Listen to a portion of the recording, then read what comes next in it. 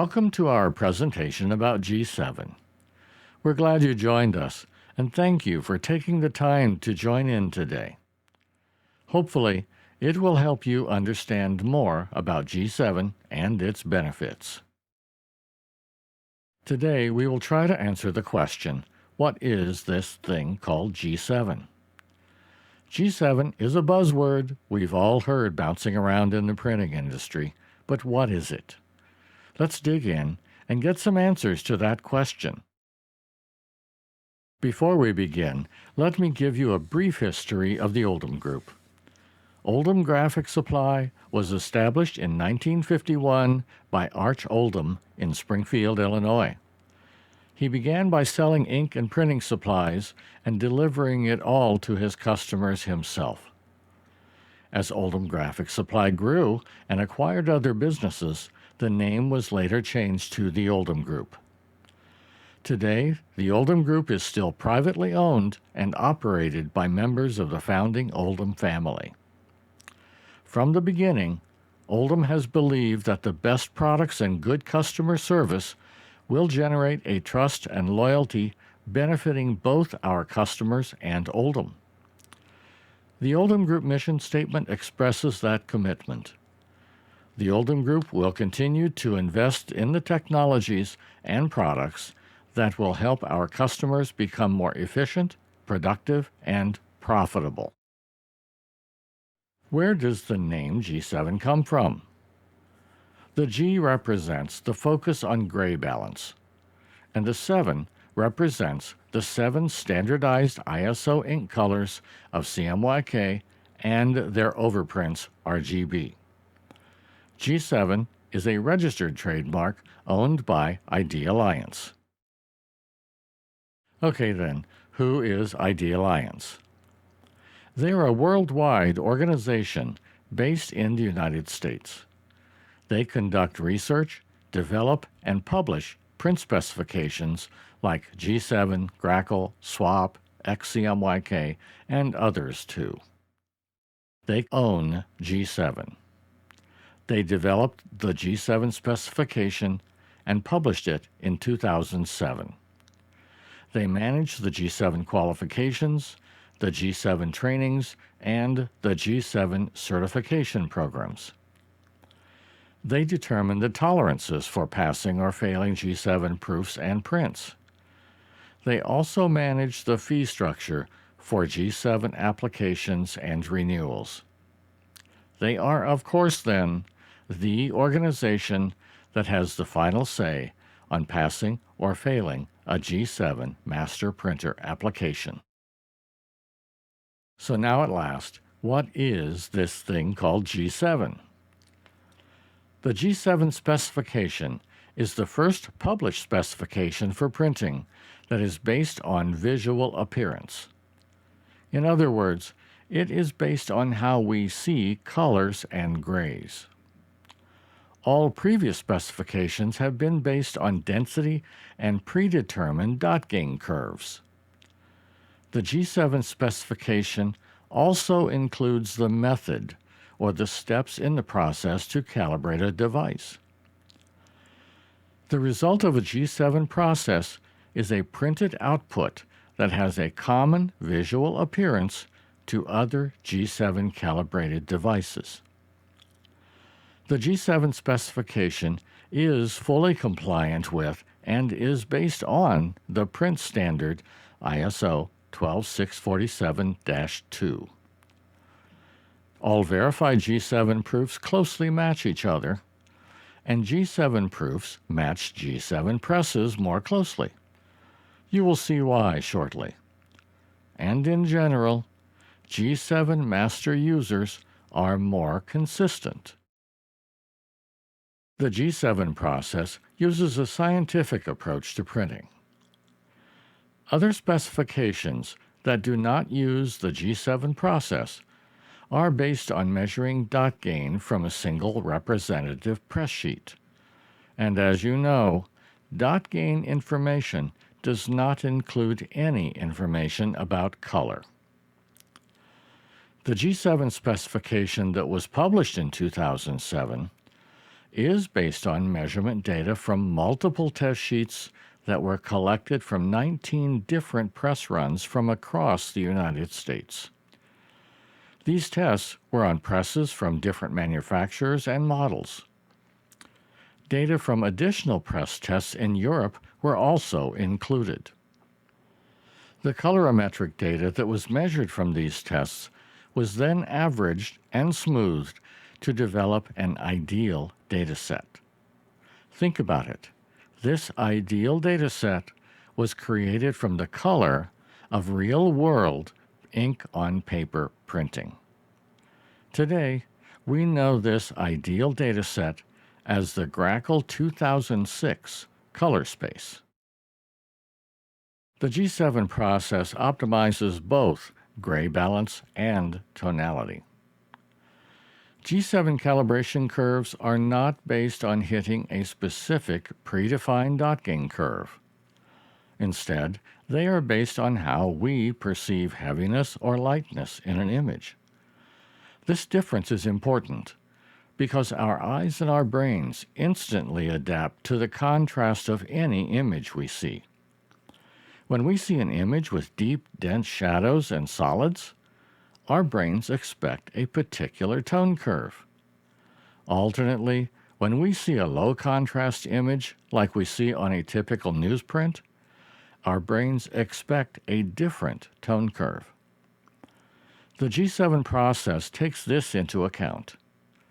In the graphs you see here, the green line is a dynamic tone curve that changes based on the darkness of the 100% solid black ink and on the 300% overprint solid of the CMY inks. So you see, G7 does not rely on a specific dot gain curve.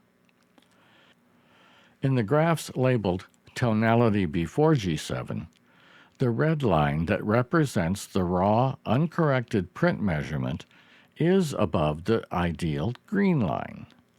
This indicates that the tonality of the measured print was too full or too heavy. In the graphs labeled Tonality after G7, the red line now closely matches the ideal green line. This shows that the adjustment of the G7 curves that were applied to this print has done a good job bringing the tonality or weight of the printed image into the ideal tonality. To our eyes, the print would look normal. Not too heavy, not too light, but just right. Okay, why should I use G7? Or maybe why you want to use G7? G7 calibrations bring a consistency across devices. Think about this. It makes multiple presses, plants, locations, all have similar appearance. Your reprints will look the same. Proof-to-print matching will be consistent.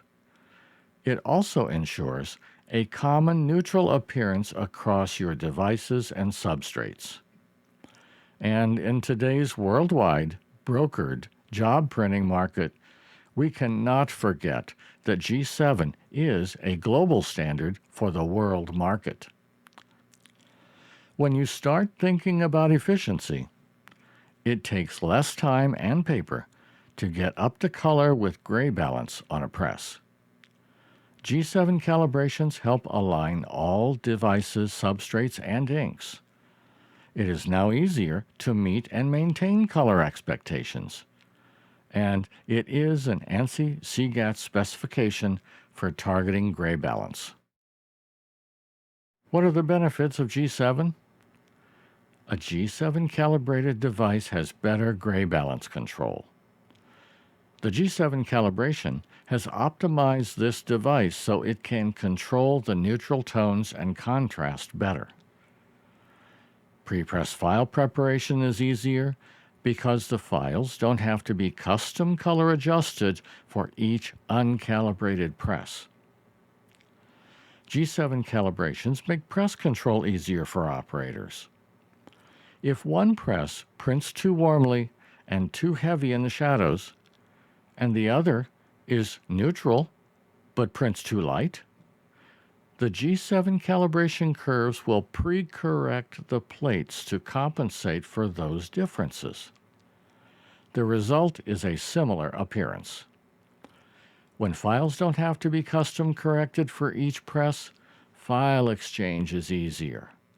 When the devices are G7 calibrated, the same file can be used to print anywhere and on any device. Having a shared neutral appearance across different printing systems and substrates is a surprising benefit of G7 calibrations. I just mentioned that G7 enables shared neutral appearance. Here are a few before and after examples of G7 calibrations applied to 3 different types of printing systems: digital, inkjet, and offset. Notice how different they look when printing raw. Then notice how similar they appear after the G7 calibration is applied. G7 calibrations enable this shared neutral appearance. Okay, if you are thinking about G7 calibrations, let's play a game of what if for a moment. What if we chose to match the color of a standardized print condition instead of a specific press? I will explain what a print condition is shortly. What if we make the proof match the same print condition? What if we make all the presses match the same print condition? Now, if we have made the proof and the presses target the same print condition, they will all closely match each other. The G7 process is the calibration method that we use to match a print condition. So, what is a print condition? Okay, to answer that, I have to briefly drop into Color Geek mode. When I mention that G7 is based on ISO standards, here is part of what I mean. The International Standards Organization, ISO, has established 7 different G7 optimized print conditions, or you might say types of printing. Of course, there are more than 7, but this list is what has been published by the ISO. What you see here is the list of the characterized reference print conditions for 7 different types of printing. They are referred to as CGATS 21, CRPC 1 through 7. In the gray type, I describe what each CRPC represents. As you see, CRPC 3 defines the color of an offset press printing on uncoated paper, whereas CRPC 6 defines the color of an offset press printing on coated paper. The CPRC6 print condition data was used to create what we know of as the Grackle 2013 ICC profile. Any one of these standardized print conditions can be targeted for both proofs and presses to match. When one of these print conditions is targeted for G7 proofing or for G7 press calibrations, because they are based on real-world printing, they work remarkably well. Now exiting Color Geek mode. G7 enables shared visual appearance. Here are sample images from each of the 7 different print conditions. The paper color has been removed from these images to make the comparison easier. As the contrast varies between them, the apparent visual appearance is similar. This demonstrates how our eyes and brains instantly adapt to the contrast to see and interpret images. G7 calibrations enable this shared visual appearance. What are the steps in the G7 calibration process? We start off by getting control of the ink on the device. On an inkjet, we set the maximum ink limit of each ink to be within the right color range. On a press, we search for the optimal color of each ink and their overprints by adjusting the densities. With the densities established, we qualify the stability and repeatability of the device. If a device is not color stable, the G7 calibration process will not be successful, and we will abort the testing until we find out why. We begin the testing by running a test of the device's raw output. This way, we can discover the native print behavior of the device. Once we measure and analyze the results of the raw test, then we know its native print behavior and can calculate a set of G7 correction curves for that raw print response. Then we run a second press test using the new G7 curves on the press test plates. The second press test verifies the effectiveness of the G7 correction curves. If the printed results of the test are good, then we know we can apply the new G7 curves to the main workflow for production work. What about G7 for proofing? ID Alliance recommends that G7 certified proofing systems are used. Not all proofing RIPs are G7 certified proofing systems. Each proofing system has its own unique interface and built-in process for optimization, so I will not cover it here. A proof produced by a G7 qualified master printer must have the ISO 12647-7 control strip on every proof.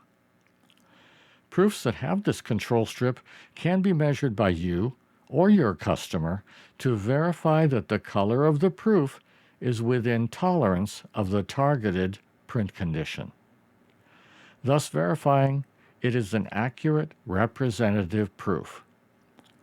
This measurement and verification can be done on your internal proofs and, as well, on customer-supplied G7 proofs. This way, you can verify the accuracy of their supplied proofs. When a proof has been measured and verified, it is pretty difficult to argue that there is something wrong with the color of the proof. What does G7 not do? G7 does not fix problems with inconsistent ink colors. G7 does not fix problems with inconsistent inking. G7 does not fix problems with inconsistent paper. Nor does G7 fix mechanical issues on a press, like slur, doubling, fit, ghosting, roller, gripper, or other problems. It only makes sense that if there are press maintenance problems, fix them before the testing begins. What can possibly go wrong? Anything that makes the print behavior of the press or the proof inconsistent or variable during the testing process will degrade or corrupt the testing results. There are many different things that can happen. Just ask a press operator.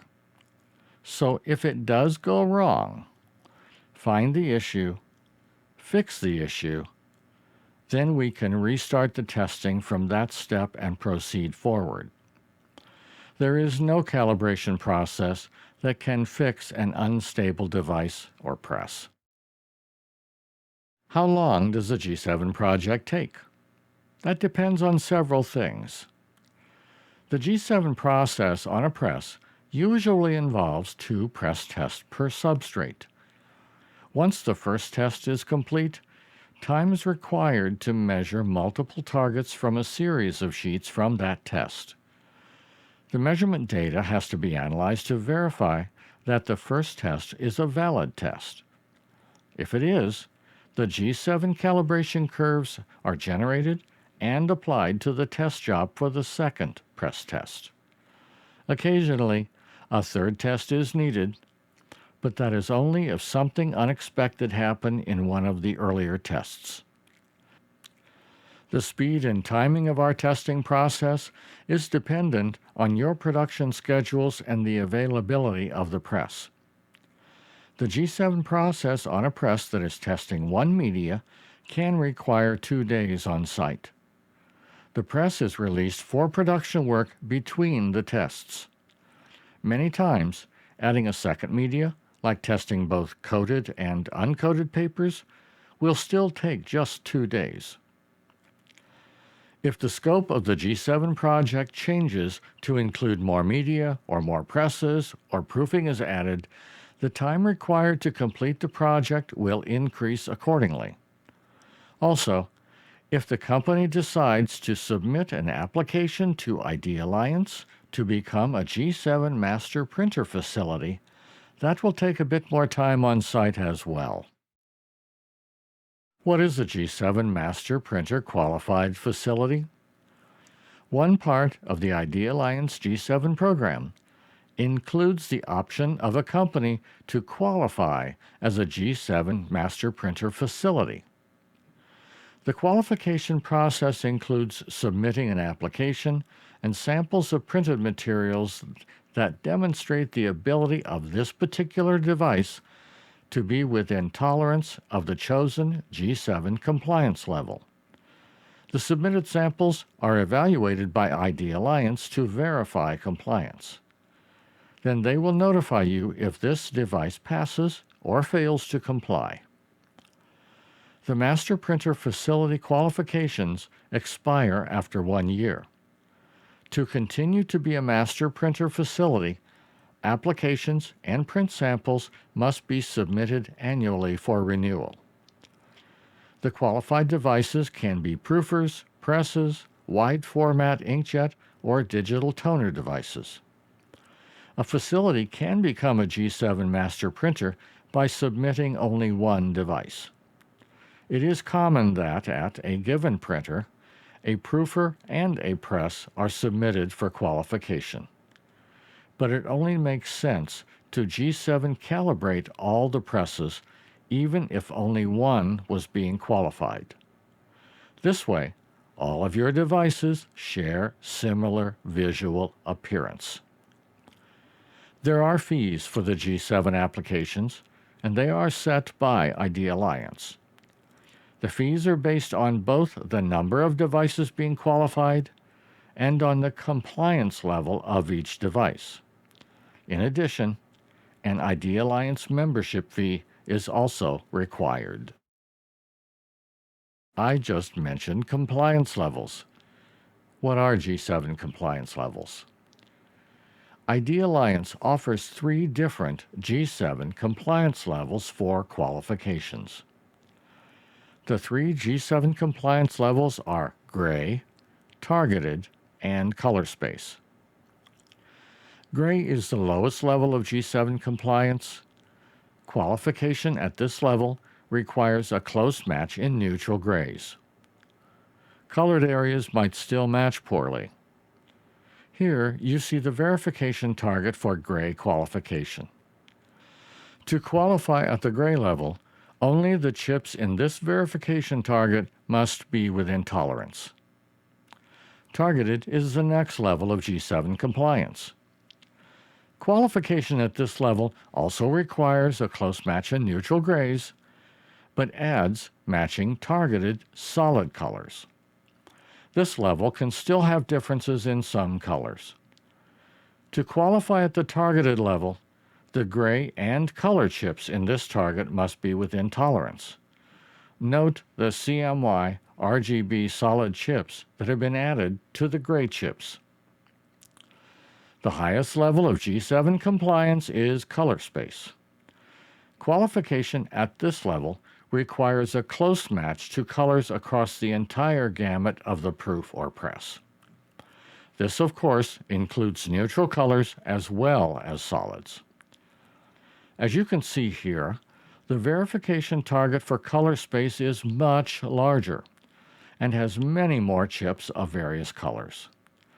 To qualify at the color space level, all of the chips in this target must be within tolerance. Proofs must qualify at the color space compliance level. Other devices, like presses, can be qualified under any of the three levels. The G7 experts at the Oldham Group attempt to qualify presses at the color space compliance level. Achieving this, we give you the best shared visual appearance across all of your G7 calibrated devices. Who can do G7 calibrations? G7 experts and G7 professionals can. Who are they? They are people who have signed up to be either a certified G7 expert or a certified G7 professional. They also must have taken the ID Alliance G7 training class and passed their exam. The fees for expert and professional certifications are different, and they are set by ID Alliance. A certified G7 expert has attended the G7 class and passed the certification test with a 90% or higher score. The G7 expert can qualify a new master printer facility or renew an existing master printer facility. On the other hand, a certified G7 professional has attended the G7 class and passed the certification test with an 80% or higher score. The G7 professional can only renew the qualification for the G7 master printer facility where they are employed. A G7 expert must have qualified the location previously. Both the expert and professional certifications expire in 2 years, at which time they must retest to renew their G7 certification status. If either the expert or professional leaves their employer where they were certified, their G7 certification is promptly revoked. They must take the training and be tested again under their new employment to regain their G7 expert or G7 professional certification status. How does the G7 process sound to you? I have tried to clearly explain the process and some of the details. I have given you a lot of information. I hope it didn't overwhelm you. If you are interested and would like to know more, let us know. We can answer more of your questions and your concerns. When you are ready, we can help calibrate your devices using the G7 process. We have been told more than once, when we return to a company to update their G7 curves, that their productivity went way up once they started using the G7 calibrations from our prior visit and testing. The Oldham Group has had G7 certified experts on staff helping customers since 2008. Our experts have used the G7 process successfully on both conventional and UV presses, wide format, and digital printing devices as well. They have implemented the G7 curves in all of the major workflows like Prinergy, Apogee, ESCO, Harlequin Rips, Sierra, and XMF. They can help calibrate your printing and proofing systems using the G7 process. If you want to go one step further beyond the G7 calibration and become an ID Alliance G7 Master Qualified facility, they can help you with that too. The names and locations of G7 Master Qualified facilities are published on the ID Alliance website. Once you qualify, you will get G7 logos and seals that you can add to your company website to market your G7 Master Qualified facility status. If you are interested in more detailed information about the G7 process, reach out to your Oldham salesperson. Or you can call us at 800-468-4649 and ask to learn more about our G7 services. I would like to thank you again for taking your time today to learn a bit about G7. Now it's your turn to ask us questions about the G7 services available from the Oldham Group. Give us a try. We are the Oldham Group.